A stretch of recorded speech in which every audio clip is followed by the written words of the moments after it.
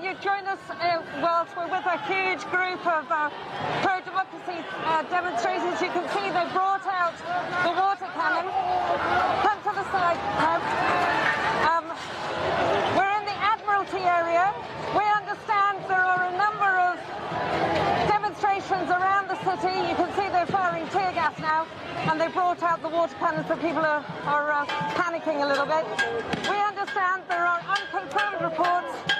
3 live rounds have been fired, 2 in Kowloon area, and 1 in Chonwan, which, according to local media, hit a man in the chest.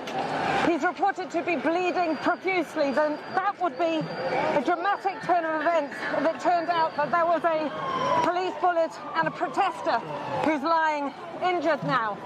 Sounds like he's badly injured as well. It has been absolute mayhem here for the last few hours. A number of fires in a number of different areas of Hong Kong. We've seen water cannon being fired, rubber bullets being fired. I saw at least 1 journalist injured.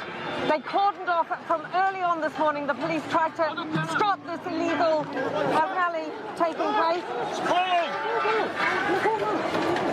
Okay, careful of the umbrella so that you can come over a little bit, Kev. Come to the side. They are using blue colour, blue dye. Yes.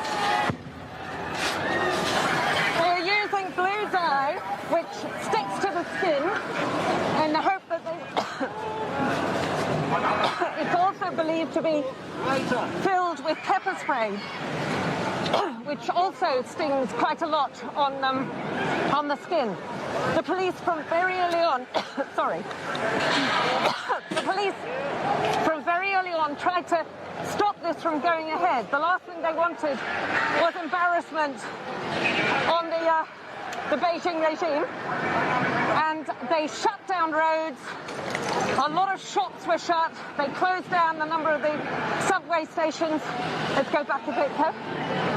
They shut down a number of the subway stations near where we're going to get caught in the protesters throwing stuff. The protesters are throwing a lot of petrol bombs as well as rocks. They're intended to hit the police. They're actually very keen on international coverage of these protests, and it's intended here in Hong Kong. It was very much seen and has been very much seen as a day of mourning, not as a day of celebration. We spoke to hardcore protesters last night who said they were planning mass arson attacks. There we go.